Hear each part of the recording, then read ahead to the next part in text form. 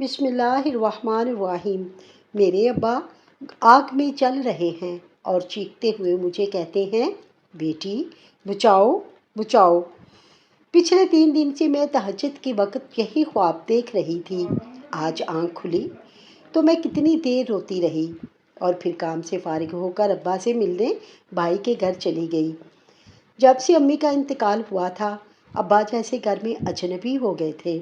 نئی نسل کی روایات، رسمیں اور باتیں ان کے دل سے میل نہ کھاتی تھیں۔ بھابھی بھی کچھ خاص خوش مزاج نہیں تھیں۔ ابا کا ذکر آتا تو ان کے ماتھے پر بل پڑ جاتے تھے۔ دروازہ کھٹکھٹایا تو بھابھی نے دروازہ کھولا۔ ہمیشہ کی طرح چہرے پر مصنوعی مسکراہٹ تھی۔ ارے آپ آئیے آئیے، ابا گھر پر ہیں، ذرا ملنے آئی تھی، بھابھی نے ہلکی سی ہنسی ہنستی ہوئی کہا۔ وہ تو اپنے کسی پرانے دوست کے ہاں گئے ہیں، شاید آج رات وہیں رکے۔ میرے دل کو کچھ قرار نہ آیا۔ میں دروازے کی چوکھٹ پر کھڑی ہی رہی۔ کچھ تھا جو ٹھیک نہیں لگ رہا تھا۔ میں نے جانے کا اشارہ کیا ہی تھا کہ اوپر کی منزل سے ایک کھانسی کی مدھم سی آواز آئی۔ یہ آواز میرے لیے اجنبی نہیں تھی۔ بچپن سے ابا کی یہ خاص قسم کی کھانسی میرے دل پر نقش تھی۔ میں ٹھٹک گئی۔ بھابھی نے فوراً کہا، ارے وہ تو محلے والے انور چچا تھے، اوپر والے چھت سے آواز آ رہی ہے۔ لیکن میرے قدم رکنے والے نہیں تھے۔ میں نے اپنے جوتے اتارے اور آہستہ آہستہ سیڑھیاں چڑھنے لگی۔ بھابھی میرے پیچھے پیچھے آ گئی۔ شاید روکنے کی کوشش میں اوپر کچھ نہیں ہے، بس پرانے سامان کا کمرہ ہے، آپ کیوں زحمت کر رہی ہیں؟ ان کی آواز میں ایک چبھن سی تھی۔ میں نے کچھ نہ کہا، لیکن قدم تیز ہو گئے۔ چھت پر قدم رکھتے ہی جیسے پورے بدن میں بجلی سی دوڑ گئی۔ دھوپ تیز تھی، وہ دھوپ جس میں کوئی پرندہ بھی سائے کی تلاش میں ہوتا ہے۔ وہاں میرا باپ، جو کبھی ہمیں دوپہر کے سورج سے بچا کر اسکول چھوڑتے تھے، آج خود اس کے نیچے بیٹھے تھے، ایک پرانی چٹائی پر جس کے کنارے پھٹ چکے تھے۔ دھوپ میں ایسے بیٹھے تھے جیسے وہ اس گھر کا حصہ ہی نہ ہوں۔ کپڑے پسینے سے بھیگے ہوئے، چہرہ زرد اور آنکھوں میں وہ خاموشی تھی جو کسی مظلوم کی آخری فریاد ہوتی ہے۔ ان کے سامنے وہی پیالہ رکھا تھا جو ہم بچپن میں کتے کے لیے استعمال کرتے تھے۔ اس میں روٹی کے 2 سخت ٹکڑے تھے جو شاید صبح کی ہوں یا کل کے۔ ابا وہ روٹی پانی سے نرم کر کے کھانے کی کوشش کر رہے تھے۔ میرے کلیجے میں ایک عجیب سا درد اٹھا، زبان جیسے مفلوج ہو گئی ہو۔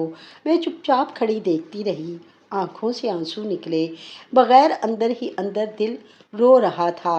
ابا میری آواز میں لرزش تھی۔ ابا نے چونک کر میری طرف دیکھا۔ ان کی آنکھوں میں حیرت، خوشی اور شرمندگی سب یکجا تھیں۔ وہ ایک بچے کی طرح بوکھلا گئے، جیسے رنگے ہاتھوں پکڑے گئے ہوں۔ بیٹا تم یہاں، تم کیوں آئی؟ ابا یہ کیا ہو رہا ہے؟ نیچے کیوں نہیں؟ بس وہ کھانسی ہے نا، بچوں کو نہ لگ جائے، اس لیے بہو نے کہا کچھ دیر اوپر رہ لوں۔ میں نے کہا ٹھیک ہے، کیا فرق پڑتا ہے؟ میں نے پلٹ کر بھابھی کی طرف دیکھا جو دروازے پر کھڑی تھیں۔ آنکھوں میں شرمندگی نہیں بلکہ بے حسی تھی۔ دیکھے نا، ہمیں بھی تو بچوں کا خیال رکھنا ہوتا ہے۔ ابا کو کھانسی ہے اور عمر بھی زیادہ ہے، ہم نے تھوڑی دیر کے لیے اوپر رکھا ہے، بس تو پیالہ یہ روٹی کیا مہمانوں کے لیے ہے، اور وہ بس ابھی کھانا لے کر آتی ہوں۔ وہ تو بس بچی کھچی روٹی تھی، جھوٹ صرف جھوٹ۔ میں نے سب کچھ سمجھ لیا تھا۔ میرے باپ کو اس گھر میں وہ عزت بھی نصیب نہیں جو ایک نوکر کو دی جاتی ہے۔ وہ دھوپ میں اس لیے تھے کیونکہ ان کے حصے کا سایہ بھی اب اس گھر والوں کے لیے بوجھ بن چکا تھا۔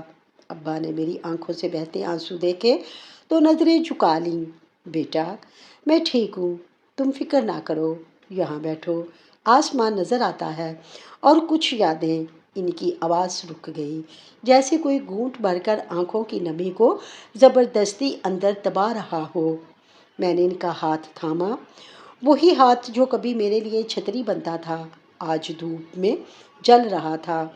میرے دل نے فیصلہ کر لیا تھا، کچھ نہ کچھ تو بدلنا ہوگا۔ یہ ظلم اب اور نہیں سہوں گی اور میرا پہلا قدم ہوگا ابا کو اس گھر سے نکال کر اپنے گھر لے جانا۔ میں ابا کو فوراً اپنے گھر نہیں لائی، لیکن پچھلے واقعے کے بعد دل مطمئن نہ تھا۔ ہر روز دوپہر کو ان کے لیے کچھ نہ کچھ لے جاتی، تھوڑی دیر ان کے پاس بیٹھتی، ان کی باتیں سنتی، ان کا دکھ بانٹنے کی کوشش کرتی۔ چھت کا وہ کمرہ میرا معمول بن گیا تھا، لیکن شاید میری یہ محبت کسی کو کھٹکنے لگی تھی۔ ایک دن میں حسب معمول ابا کے پاس گئی۔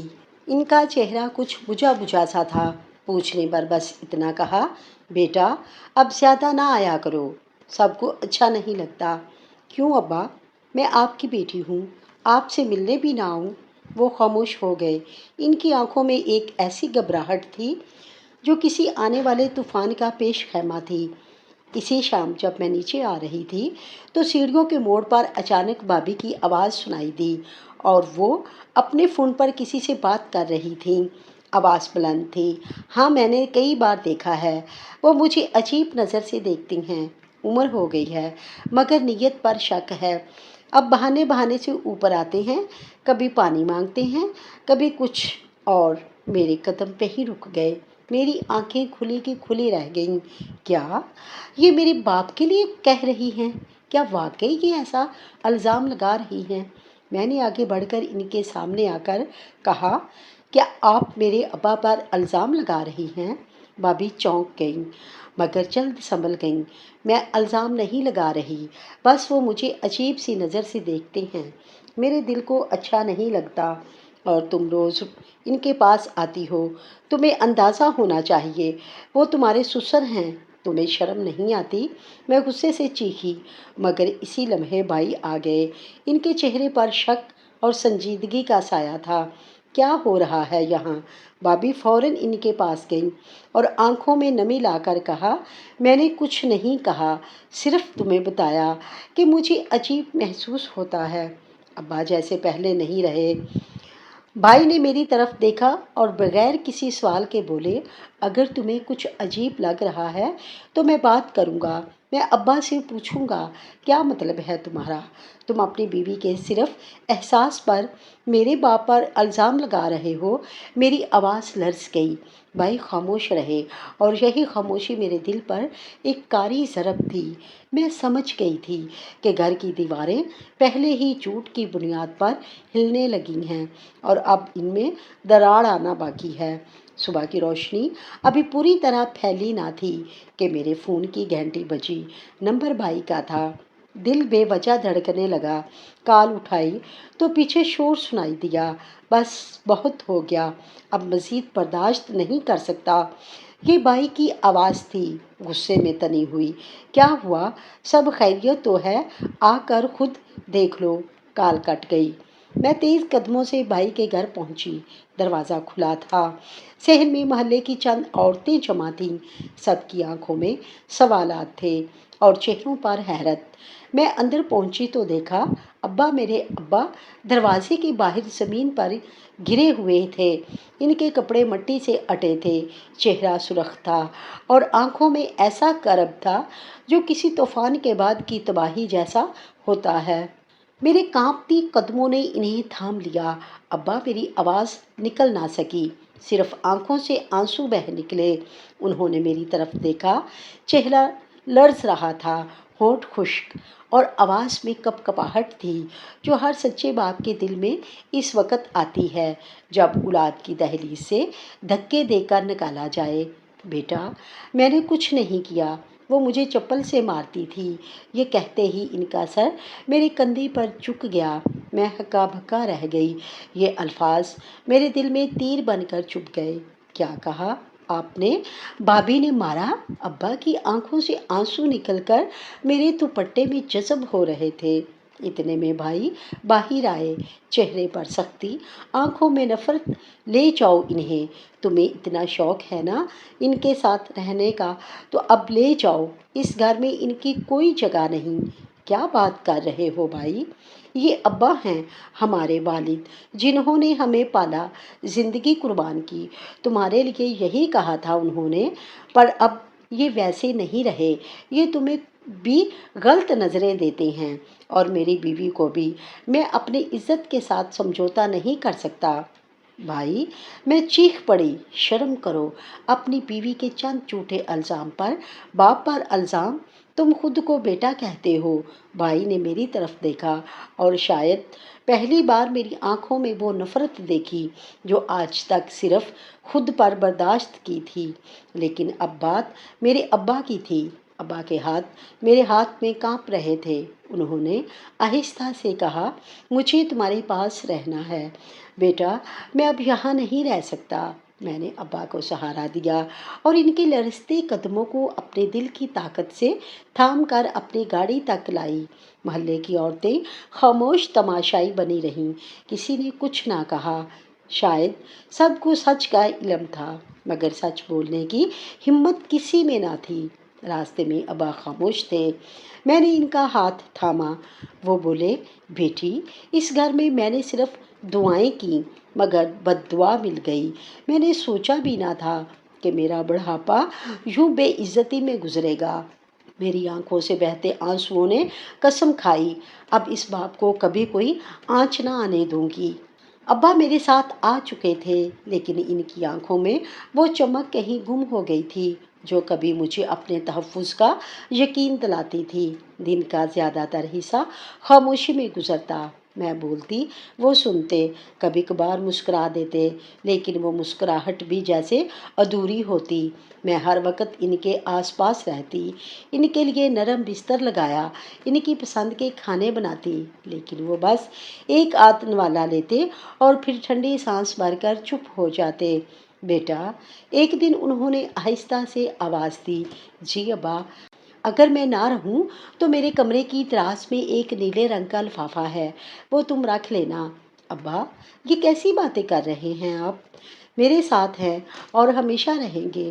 وہ مسکراتے، ہمیشہ کوئی نہیں رہتا، بس دعائیں باقی رہ جاتی ہیں۔ میرے دل نے دھڑکنا چھوڑ دیا۔ میں نے ان کے قدم چومے اور رو پڑی۔ کچھ دن ایسے ہی گزرے۔ ایک دن اچانک ابا کی طبیعت خراب ہو گئی، سانس پھولنے لگی، ہاتھ کانپنے لگے اور چہرہ پسینے سے بھیگ گیا۔ میں فوراً ہسپتال گئی۔ ڈاکٹر نے آکسیجن لگائی اور کچھ ٹیسٹ کیے۔ تشخیص ہوئی کہ ان کا دل کمزور ہو چکا ہے اور وقت اب ساتھ نہیں دے رہا۔ میں نے ان کا ہاتھ تھاما۔ وہ مسکرائے، بیٹی، بس ایک درخواست ہے، میرے جنازے پر کسی کو رونے نہ دینا جو زندگی میں میرے دکھ کا سبب بنا ہو۔ ان کی آنکھیں بند ہو گئیں اور دل کی دھڑکن ہمیشہ کے لیے خاموش ہو گئی۔ میرے لیے دنیا تھم گئی۔ میں یتیم ہو چکی تھی، لیکن اس بار دکھ کچھ اور تھا۔ میں نے باپ کو مرتے ہوئے دیکھا، ان کی آنکھوں کی آخری نمی کو محسوس کیا اور ان کے دل کی آخری دھڑکن کو اپنے ہاتھوں میں بند ہوتے دیکھا۔ ابا کا جنازہ سادگی سے اٹھا۔ بھائی کو اطلاع دی مگر وہ آیا نہیں۔ بھابھی نے فون تک نہ کیا۔ بس چند پرانے محلے دار اور میری دو سہیلیاں تھیں جو میرے آنسو پوچھنے آ گئیں۔ 3 دن بعد میں نے ابا کی بات یاد کی اور ان کا بتایا ہوا لفافہ نکالا۔ وہ نیلا لفافہ ایک وصیت تھی۔ صاف الفاظ میں لکھا تھا، میں عبدالحفیظ ولد غلام رسول مکمل ہوش و حواس میں اپنی ساری منقولہ و غیر منقولہ جائیداد اپنی بیٹی کے نام کرتا ہوں، جو میرے دکھ درد میں ساتھ کھڑی رہی۔ جب بیٹا بیگانے ہو گئے، نیچے ان کے دستخط تھے۔ گواہ کے طور پر پرانے محلے کے 2 بزرگوں کے نام تھے۔ میں حیران تھی۔ مجھے کبھی دولت کی چاہ نہ تھی، نہ میں نے ابا سے کبھی کچھ مانگا، لیکن یہ وصیت، یہ صرف جائیداد کا کاغذ نہیں تھا، یہ میرے باپ کا اعتبار، ان کا پیار اور میری وفا کا انعام تھا۔ میں نے وہ لفافہ سینے سے لگا لیا اور آنکھوں سے بہتے آنسو ان کاغذوں پر گرنے لگے۔ یہ لمحہ میری زندگی کا سب سے بڑا امتحان تھا۔ دنیا نے باپ کو ٹھکرا دیا، لیکن انہوں نے دنیا کو دکھا دیا کہ سچ کا ساتھ دینے والوں کو رب کبھی تنہا نہیں چھوڑتا۔ ابا کی تدفین کے بعد گھر کا ہر گوشہ ان کی یاد سے بھرا ہوا تھا۔ 3 دن گزر چکے تھے۔ چوتھے دن میں نے ہمت کر کے بھائی کو کال کی، ابا چلے گئے، تمہیں خبر بھی نہیں ہوئی؟ وہ خاموش رہا۔ جیسے کچھ کہنے کو ہو مگر الفاظ حلق میں پھنس گئے ہوں۔ کیا تمہیں افسوس بھی ہے؟ میں نے پوچھا۔ مجھے ابھی کچھ سمجھ نہیں آ رہا، یہ کہہ کر فون بند ہو گیا۔ رات کے سناٹے میں اچانک کچھ آہٹیں ہوئیں۔ میں چونک کر جاگی، گھڑی دیکھی، رات کے 2 بج رہے تھے۔ دروازے کے باہر صحن میں کچھ سائے حرکت کرتے دکھائی دیے۔ میں دبے پاؤں کھڑکی کے قریب آئی اور جیسے ہی پردہ ہٹایا دل دھک سے رہ گیا۔ 2 آدمی تھے، ان کے ساتھ بھابھی بھی تھیں، ہاتھ میں ایک بیگ، چہرہ چادر سے ڈھکا ہوا۔ وہ آہستگی سے گھر کے پچھلے دروازے سے اندر داخل ہوئے۔ میری سانسیں رک گئیں۔ میں چپ چاپ چھپی رہی، کہیں معاملہ کچھ عجیب لگا۔ 15 منٹ بعد وہ لوگ میرے کمرے کی طرف آنے کے بجائے ابا کے کمرے کی جانب بڑھ گئے۔ ان کا مقصد صاف تھا اور جب وہ لوٹے تو ان کے ہاتھ میں ایک فولڈر تھا۔ میں نے ہمت کر کے اگلی صبح اپنے پرانے ہمسائے چاچا صدیق سے بات کی، جو قبرستان کے منتظم تھے۔ انہوں نے ایک خوفناک انکشاف کیا۔ بیٹی، رات 2 لوگ قبرستان آئے تھے، کہنے لگے کہ قانونی کام کے لیے ابا کی انگلی کے نشان درکار ہیں۔ ایک کاغذ پر انگوٹھے کے نشان لیے اور چلے گئے۔ میرے پیروں تلے زمین نکل گئی۔ اب سمجھ آیا وہ فولڈر کیا تھا۔ وہ آدھی رات کی چوری کس لیے تھی؟ بھابھی نے ابا کی لاش چرا کر جعلی دستاویزات تیار کروائے تھے۔ اسی روز میں نے اپنی وکیل سہیلی کے ذریعے رجسٹری آفس میں معلومات نکلوائیں۔ شام تک اطلاع آ گئی، ابا کے نام کی ساری جائیداد اب ان کے پوتے پوتیوں کے نام کر دی گئی تھی اور دستخط، انگوٹھے کے نشان بظاہر اصل لگ رہے تھے۔ میری آنکھوں کے سامنے اندھیرا چھا گیا۔ یہ وہی بھائی تھا جس نے میری گڑیا کے لیے بازار چھان مارا تھا، اور آج وہی بھائی اپنی بیوی کے ہاتھوں کٹ پتلی بن کر باپ کی لاش کو بھی سکون سے نہ دفنا سکا۔ میں نے وہ نیلا لفافہ نکالا جو ابا نے دیا تھا۔ اصل وصیت میرے پاس تھی۔ اب وقت آ گیا تھا کہ انصاف کی جنگ عدالت میں لڑی جائے۔ ابا کی تدفین کے چند دن بعد بھائی کا فون آیا، ہمیں بات کرنی ہے، تم آ سکتی ہو؟ میں جانتی تھی بات کس بارے میں ہوگی۔ میری انگلیاں خود بخود اس نیلے لفافے کی طرف بڑھیں جو ابا نے مجھے اپنی وفات سے پہلے دیا تھا، مگر دل کہہ رہا تھا ابھی نہیں، ابھی صبر۔ بھائی کے گھر پہنچی تو بھابھی ڈرائنگ روم میں پہلے سے بیٹھی تھیں۔ چہرے پر معمول سے زیادہ نرمی اور آنکھوں میں ایک عجیب چمک تھی، جیسے کامیابی کا نشہ ہو۔ بھائی نے رسمی سلام کے بعد سیدھی بات شروع کی۔ ہم نے رجسٹری کے کاغذات اپ ڈیٹ کروا لیے ہیں۔ ابا نے اپنی زندگی میں ہی وصیت لکھ دی تھی، جس کے مطابق ان کی ساری جائیداد پوتے پوتیوں کے نام ہے۔ میرے لبوں پر ایک لفظ بھی نہ آیا۔ دل چاہا کہ وہ اصل وصیت نکال کر ان کے منہ پر مار دوں، چیخ کر کہوں کہ تم لوگ جھوٹے ہو، مگر میری زبان گونگ تھی۔ بھائی نے کچھ لمحے میری خاموشی کو دیکھا، پھر کہا، ہم چاہتے ہیں کہ سب کچھ سکون سے ہو، کوئی جھگڑا نہ ہو۔ آخر تم اکیلی ہو، تمہیں ابا نے کچھ دیا ہوگا۔ دل سے میں نے ان کی بات پر محض نظریں جھکائیں۔ بھابھی نے دھیمے انداز میں طنز کا خنجر چبویا۔ ابا بھی جانتے تھے کہ بیٹے ہی نسل بڑھاتے ہیں، اس لیے انہوں نے بچوں کو حق دیا۔ میرے دل میں درد کی ایک لہر اٹھی، مگر میں پھر بھی خاموش رہی۔ ابا کے آخری لمحات یاد آئے، ان کی ہچکیوں میں چھپی وہ بے بسی، ان کا وہ جملہ، بیٹی میرے جانے کے بعد یہ لفافہ سنبھالنا۔ بھائی نے میز پر کچھ کاغذات رکھے اور کہا، یہ دستخط شدہ کاپیاں ہیں، تم بھی دستخط کر دو تاکہ پروسیسنگ مکمل ہو جائے۔ میرے ہاتھ کانپنے لگے۔ کاغذات دیکھے تو جعلی دستخط اور انگوٹھے کے نشان نمایاں تھے۔ میں سب سمجھ چکی تھی، مگر میرے چہرے پر کوئی تاثر نہ آنے دیا۔ میں نے دستخط نہ کیے، بس آہستگی سے کہا، مجھے سوچنے دو۔ بھابھی فوراً بولی، سوچنے کی کیا بات ہے، سب کچھ صاف ہے، اور اگر ابا نے تمہیں کچھ دینا ہوتا تو وہ بھی لکھ کر جاتے۔ میں نے نظریں اوپر اٹھا کر کہا، آپ نے ان کا دل پڑھا تھا؟ یہ وصیت، یہ جملہ کہہ کر میں اٹھی اور دروازے کی طرف بڑھ گئی۔ گھر واپس آئی تو آنکھوں سے آنسو رکنے کا نام نہ لیتے تھے۔ میں جانتی تھی کہ جھوٹ کیا ہے فی الحال، مگر میں بھی ابا کی بیٹی ہوں، جو چپ تو ہو سکتی ہے، کمزور نہیں۔ اس رات نیند نہیں آئی۔ میں نے بار بار وہ نیلا لفافہ کھولا، پڑھا اور ابا کے دستخطوں کو انگلیوں سے چھوا، جیسے ان کا ہاتھ تھام لیا ہو۔ اب ابا کا انصاف صرف وصیت سے نہیں، میرے عزم سے ہوگا۔ 40 دن بیت چکے تھے، ابا کی جدائی جیسے جسم سے روح کھینچ لی ہو۔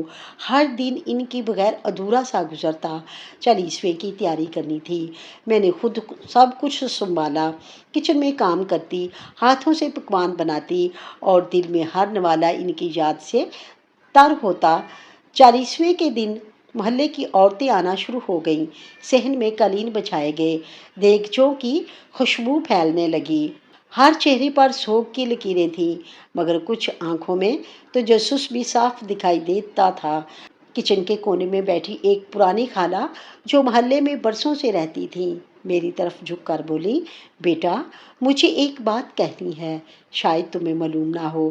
میں نے ان کی طرف حیرت سے دیکھا۔ وہ آہستگی سے بولیں، تمہارا ابا اکثر چھت کے کمرے میں جایا کرتا تھا۔ ہم عورتیں اوپر کپڑے ڈالنے جاتی تو دیکھتی کہ وہ کچھ لکھ رہے ہوتے یا کبھی کوئی چیز چھپا رہے ہوتے۔ میری سانسیں رک گئیں۔ کیا چیز آپ نے دیکھا تھا؟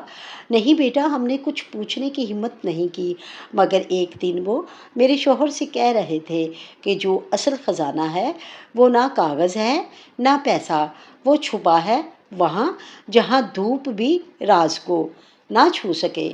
میرے دل میں ایک عجیب سی لہر دوڑ گئی۔ کیا واقعی ابا نے کچھ چھپایا تھا؟ چھت کے کمرے میں میں نے دل میں سوچا، شاید وہ کچھ یادیں ہوں یا پھر ابا کی لکھی ہوئی ڈائریاں۔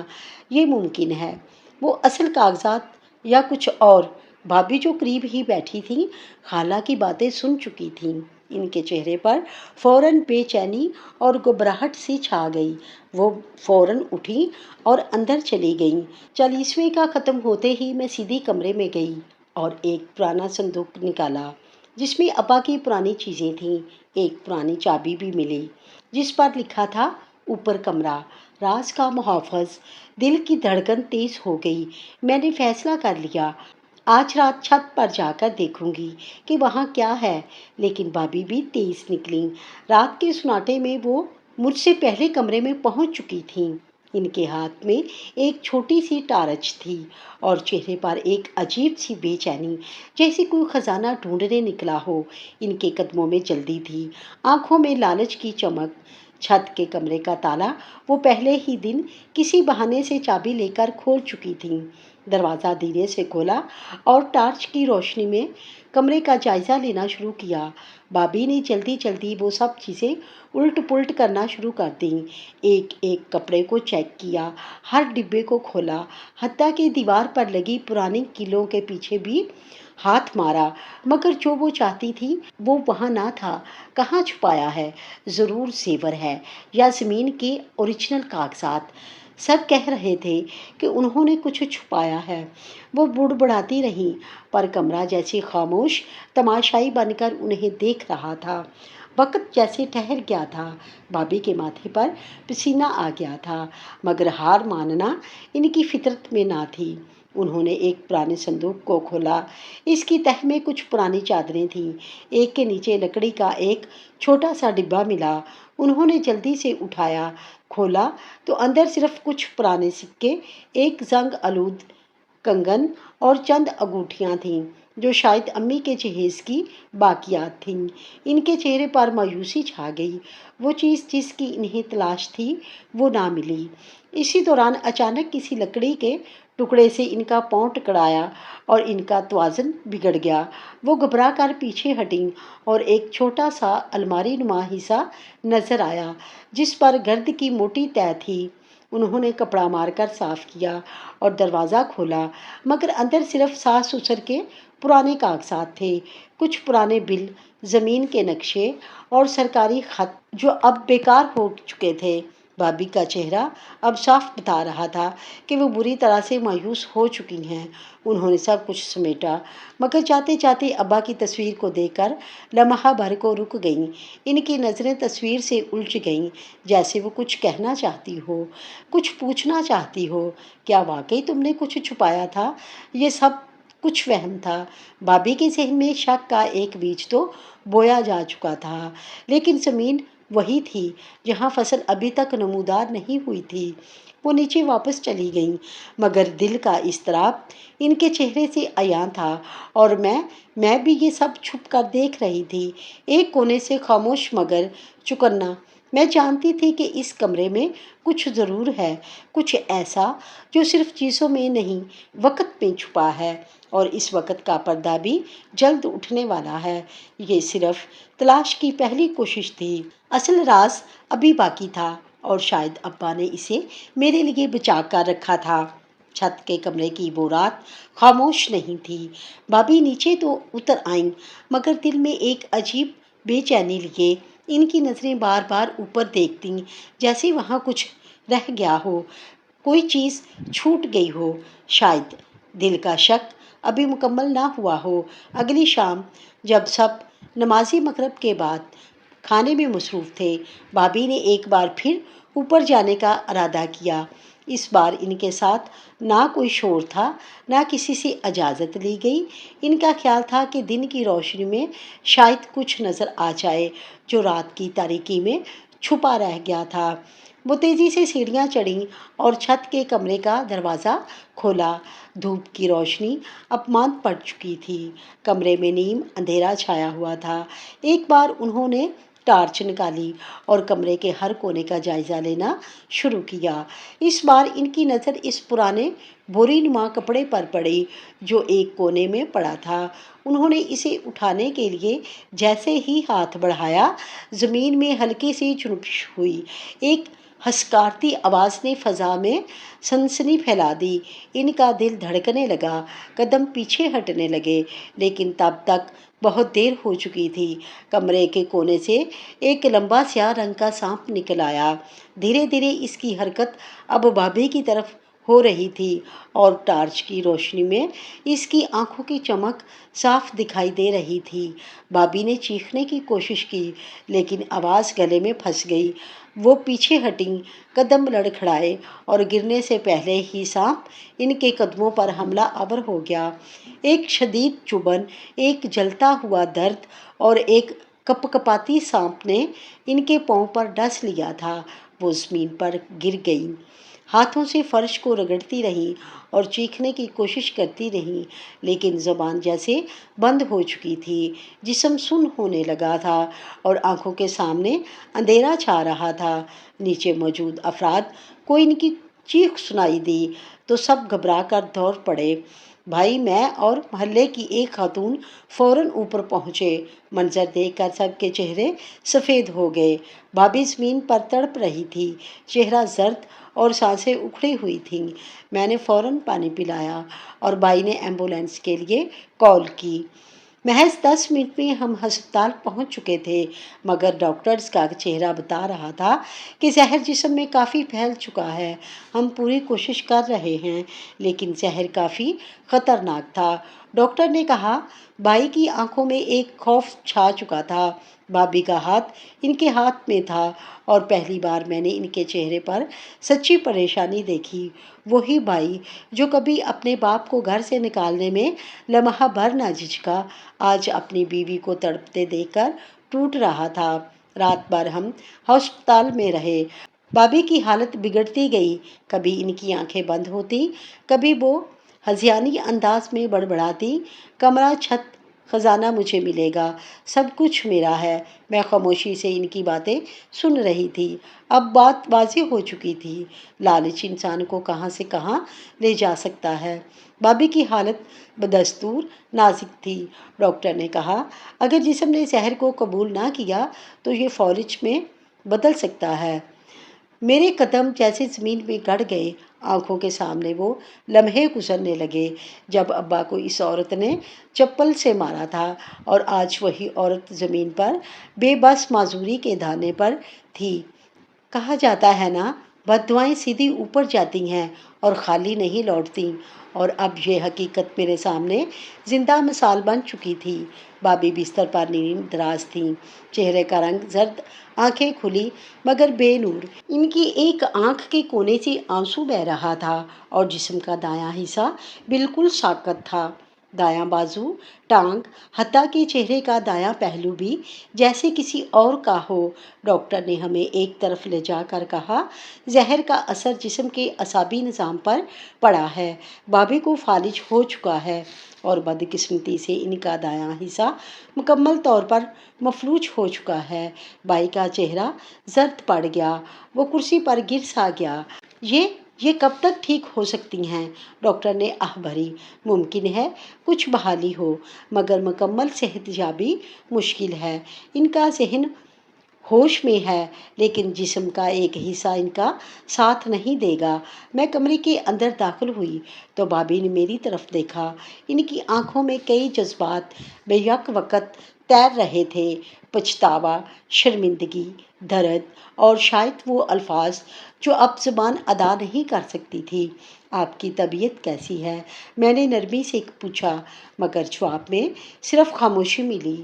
وہ بولنا چاہتی تھیں، کچھ کہنا چاہتی تھیں مگر چہرے کا وہ حصہ حرکت کرنے سے قاصر تھا، صرف آنکھوں سے آنسو بہتے رہے۔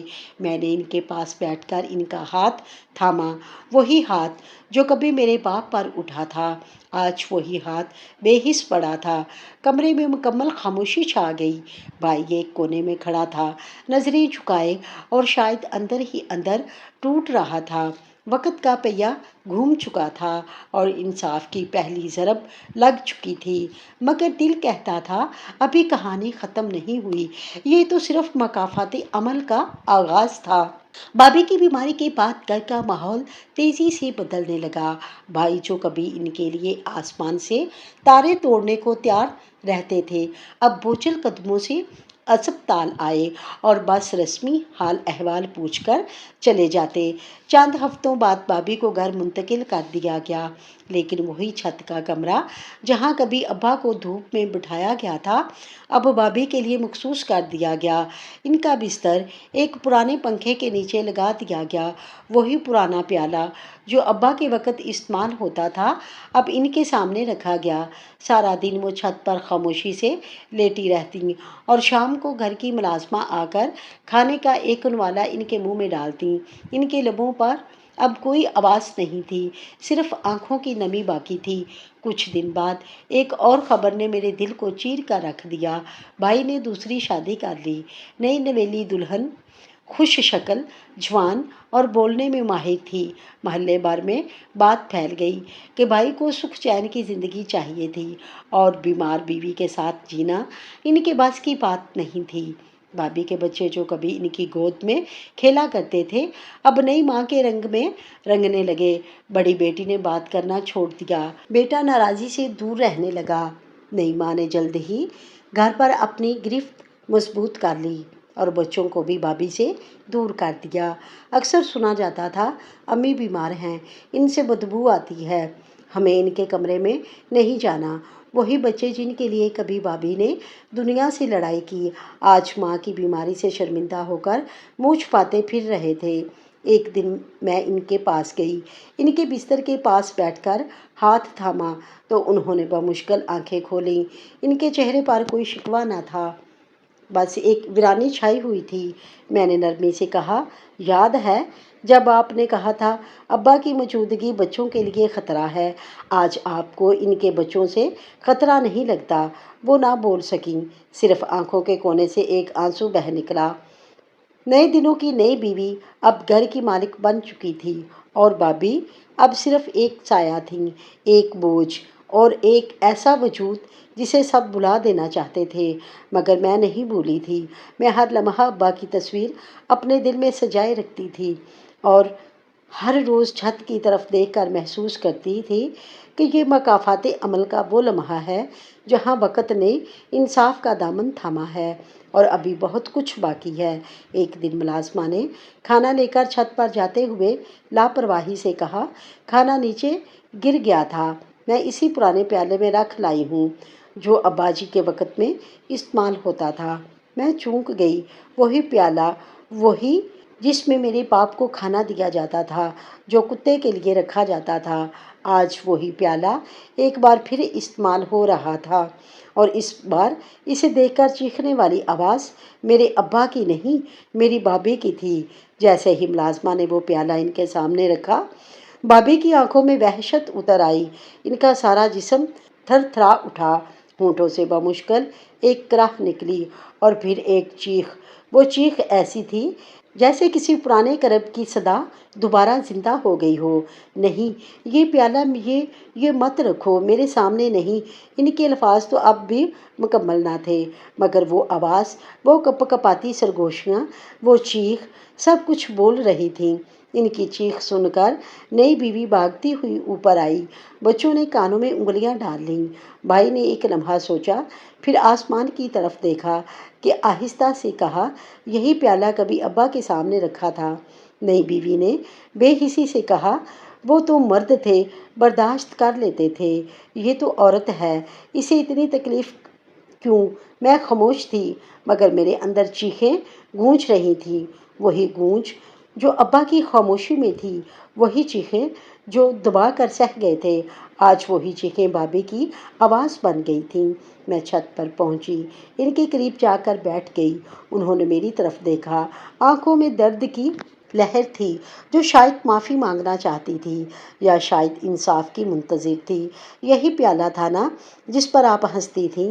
ان کی آنکھوں سے دو آنسو بہہ کر تکیے میں جذب ہو گئے۔ میں نے پیالہ اٹھا کر دور پھینک دیا اور ایک نئی پلیٹ میں کھانا رکھ کر ان کے سامنے رکھا۔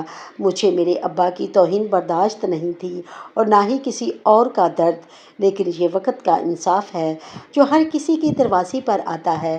پیالہ لیے بس چہرے بدلتے ہیں۔ وہ مجھے دیکھتی رہیں، شاید دل میں کچھ ٹوٹا یا کچھ جڑا، مگر اب وقت صرف خاموشی میں بول رہا تھا، اور وہ چیخ وہ ابھی تک چھت کی دیواروں میں گونج رہی تھی۔ چھت سے نیچے اتری تو دل پر عجیب سا بوجھ تھا، سانس جیسے رک رک کر چل رہی تھی، ہر قدم ایسا لگ رہا تھا جیسے کسی ان دیکھے بوجھ کو اٹھائے ہوئے ہوں۔ کمرے میں داخل ہو کر ابا کی تصویر کے سامنے بیٹھ گئی، وہی تصویر جو ان کی وفات کے بعد میں نے اپنے بیڈ کے قریب رکھ دی تھی۔ تصویر میں ان کا مسکراتا چہرہ دیکھ کر میری آنکھوں سے ایک خاموش آنسو بہہ نکلا۔ میں نے چپ چاپ ہاتھ اٹھائے اور دل ہی دل میں کہا، یا اللہ، میرے ابا کا انتقام ہو گیا۔ یہ دعا نہیں تھی، ایک درد بھرا اعتراف تھا، ایک اذیت کے بعد کی راحت تھی۔ میں جانتی تھی بد دعا دینے کی اجازت ہمیں نہیں، مگر جس نے ظلم سہا ہو، اس کی خاموشی بھی کبھی کبھار دعا بن جاتی ہے، اور ابا کی خاموشی ان کی سب سے بڑی فریاد تھی۔ میں نے ابا کی تصویر کو چھوا جیسے ان کی پیشانی کو چوم رہی ہوں، اور دھیرے سے کہا، ابا، میں نے آپ کا حق لے لیا، آپ کی عزت بچائی، آپ کا نام پاک رکھا، اب آپ سکون سے سو سکتی ہیں۔ اسی لمحے کھڑکی سے ٹھنڈی ہوا کا ایک جھونکا آیا، جیسی ابا کی دعا میرے ارد گرد بکھر گئی ہو۔ کمرے میں ایک غیر محسوس سی خوشبو پھیل گئی، اور ایک لمحے کو ایسا لگا جیسے کوئی میرا سر تھپ تھپا رہا ہو، جیسے کہنے والا ہو، بیٹی، تم نے میرا مان رکھ لیا۔ میں نے آنکھیں کھولیں اور ایک طمانینت سے دل بھر گیا۔ بدلے کی آگ نے مجھے کبھی نہ جلایا، مگر سچائی کی روشنی نے ہر اندھیرا صاف کر دیا تھا۔ ابا کا انتقام میں نے نہیں، وقت نے لیا تھا، اور وقت سے بہتر منصف کوئی نہیں ہوتا۔ اب اس کہانی کا نیا موڑ آنے والا تھا، کیونکہ انصاف مکمل ہونے کے بعد بھی کبھی کچھ ختم نہیں ہوتا، کچھ اور باقی رہ جاتا ہے۔ کہیں نہ کہیں، کسی نہ کسی دل میں، چھت کے سنسان کمرے میں زندگی اب آہستہ آہستہ موت سے زیادہ بے حس ہو چکی تھی۔ بابی کا جسم پہلے ہی فالج کی مار سہ چکا تھا، اب ذہن بھی ساتھ چھوڑنے لگا۔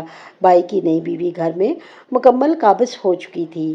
اس کی چلاکی باتوں میں مٹھاس اور چہرے پر معصومیت کا نقاب اتنا مضبوط تھا کہ بچے بھی دھوکہ کھا بیٹھے۔ اس نے آہستہ آہستہ بھابھی کے بچوں کو ان کے خلاف کرنے کی مہم شروع کر دی۔ تمہاری ماں کا تو اب کچھ نہیں ہو سکتا، وہ بستر کی ہو کر رہ گئی ہے، اور یہ گھر، یہ تمہارے ابا نے میرے لیے بسایا ہے، تمہیں عزت سے جینا ہے تو اپنی نئی ماں کو ماں سمجھو۔ بچے معصوم تھے، بھٹکنے لگے۔ وہ عورت بڑی چلاکی سے ان کے دلوں میں پرانی ماں کے لیے نفرت کا بیج بوتی گئی۔ میں جب بھی بابی کو دیکھنے جاتی، وہ مجھے ایک ٹک گھورتی رہتی، جیسے کچھ کہنا چاہتی ہوں۔ ایک دن چھت پر میں نے انہیں زور زور سے کچھ بولنے کی کوشش کرتے دیکھا، مگر آواز نہ نکلی، صرف آنکھوں میں پانی تھا اور ہونٹ ہلتے تھے، جیسے کوئی دعا یا بد دعا بن رہے ہوں۔ ادھر میں مکمل خاموش نہ بیٹھی تھی۔ ابا کی وصیت میرے پاس محفوظ تھی، اصلی گواہوں کے دستخط کے ساتھ ان کی تحریر اور ان کا انگوٹھا، مگر میں جانتی تھی کہ جھوٹ کی دیوار گرانے کے لیے وقت کا انتخاب ضروری ہوتا ہے، اور وہ وقت آ گیا۔ بھائی اور بھابھی نے ابا کی جائیداد کے جعلی کاغذات کے ذریعے قبضہ حاصل کر لیا تھا۔ وہ خود کو قانونی وارث ظاہر کر چکے تھے۔ میں جانتی تھی کہ اب عدالتی جنگ کے سوا کوئی راستہ نہیں بچا۔ میں نے وکیل سے رابطہ کیا اور پوری دستاویزات ان کے حوالے کیں۔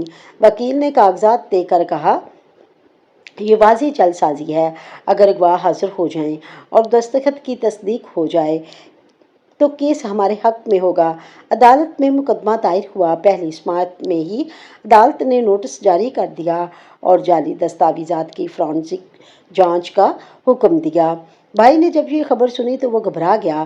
کئی سال پہلی بار اس کی آنکھوں میں خوف دکھائی دیا۔ نئی بیوی نے اسے بھڑکایا، یہ سب تمہاری بہن کا پلان ہے، وہ تمہیں جائیداد سے بے دخل کرنا چاہتی ہے۔ لیکن میں کسی کا حصہ نہ مانگ رہی تھی، میں صرف انصاف مانگ رہی تھی، ابا کی عزت کا، ان کے آخری فیصلے کا۔ چند دن بعد عدالت میں پیشی تھی۔ میں نے سب ثبوت تیار کیے، گواہوں سے رابطہ کیا اور ابا کے الفاظ کو دل میں دہرا کر کمرہ عدالت میں داخل ہوئی۔ یہ صرف کاغذوں کی جنگ نہ تھی، یہ اس وقت کی جدوجہد تھی جو ابا نے اس گھر کی چھت پر گزارا۔ وہ تنہائی جو انہوں نے سہی، وہ اذیتیں جو ان پر لاد دی گئیں۔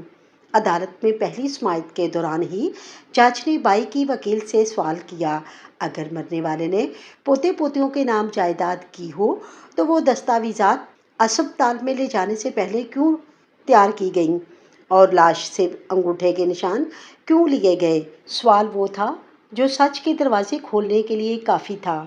بائی کی وکیل کے پاس کوئی جواب نہ تھا اور میں چپ چاپ کھڑی اپنے ابا کی تصویر ذہن میں لیے صرف ایک جملہ دل میں دہرا رہی تھی، ابا، میں نے وعدہ کیا تھا کہ آپ کے سچ کو جھوٹ کے نیچے دبنے نہیں دوں گی۔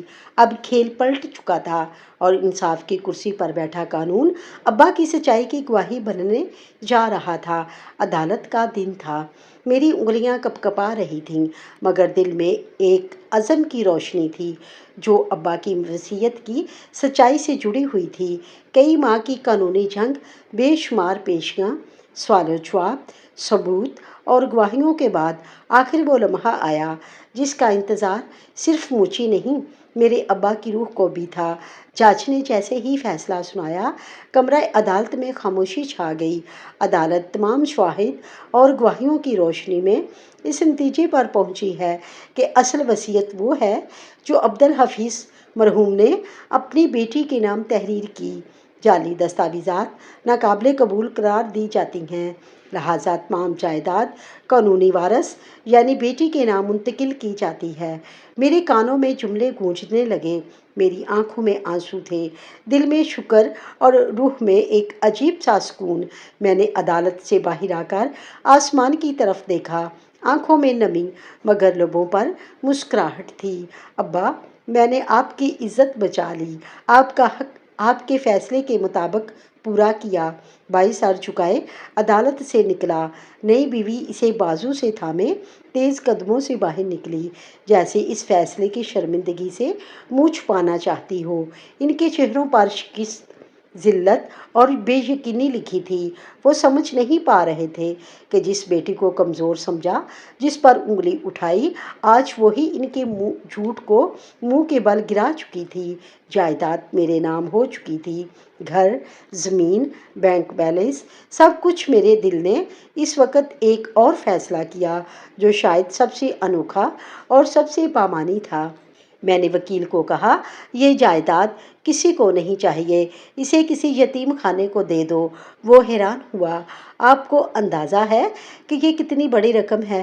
میں نے دھیرے سے جواب دیا، مجھے صرف یہ اندازہ ہے کہ میرے ابا نے ساری زندگی دوسروں کے لیے جیا۔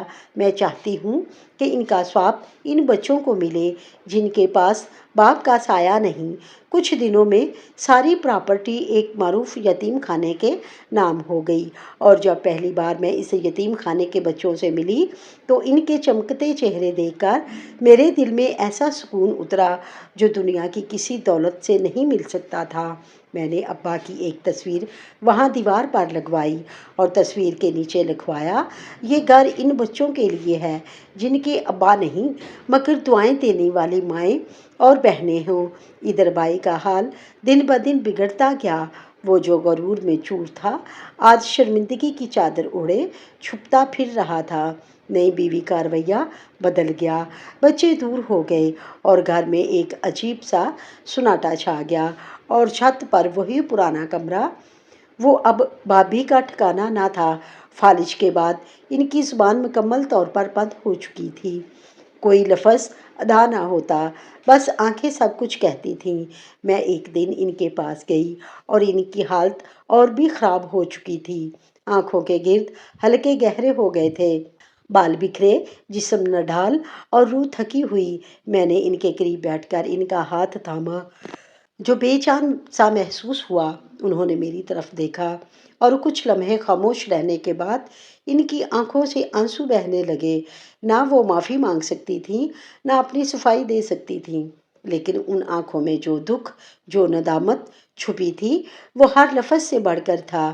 میں نے ان کے ہاتھ پر ہاتھ رکھا اور آہستگی سے کہا، میں نے آپ سے بدلہ نہیں لیا، میں نے بس انصاف کیا۔ وہ مسلسل مجھے دیکھتی رہیں، شاید وہ لمحہ، وہ جملہ ان کے دل میں کچھ ٹھنڈک دے گیا، یا شاید ایک تکلیف کو اور گہرا کر گیا۔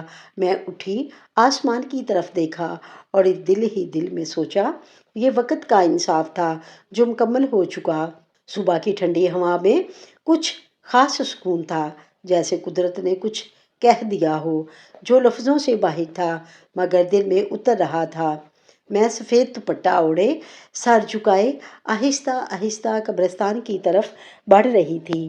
ہاتھوں میں گلاب کے پھول تھے اور دل میں وہ سب لمحے جو ابا کے ساتھ گزرے تھے اور وہ جو ان کے بغیر گزرے۔ قبر کے پاس پہنچی تو قدم خود بخود سست ہو گئے۔ یہ وہی جگہ تھی جہاں میں نے اپنے ابا کو سپرد خاک کیا تھا۔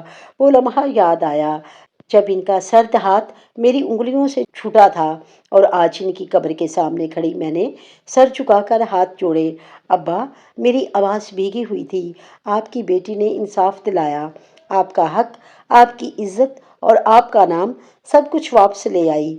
میری آنکھوں سے آنسو ٹپک کر مٹی میں جذب ہو رہے تھے۔ مجھے معلوم ہے آپ اس وقت مجھے دیکھ رہے ہوں گے اور دل میں مسکرا رہے ہوں گے۔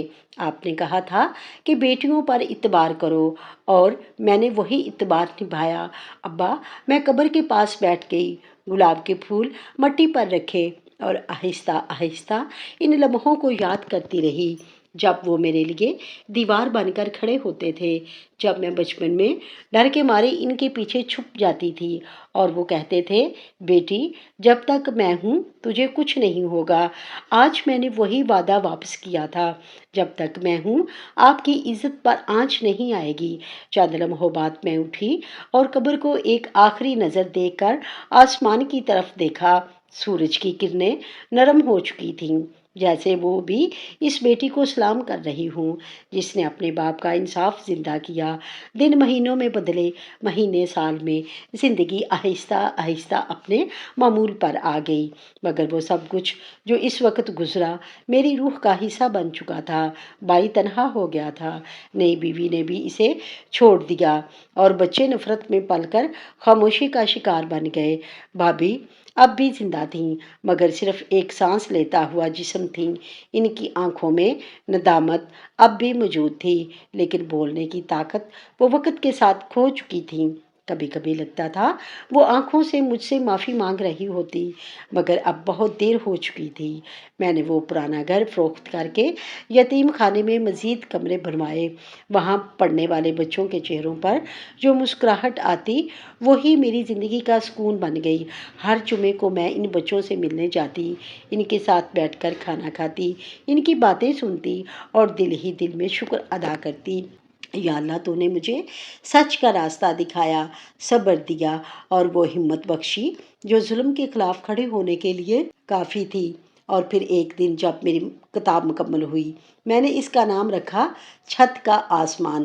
یہ میری کہانی تھی، میرے ابا کی، میرے صبر کی، میرے آنسوؤں، دعاؤں اور اس انصاف کی کہانی جو وقت نے اپنے ہاتھوں سے لکھا۔ کتاب کی آخری صفحے پر ایک جملہ درج کیا: ماں باپ کا دل نہ دکھاؤ، ورنہ مکافات عمل کا درد نسلوں تک جاتا ہے۔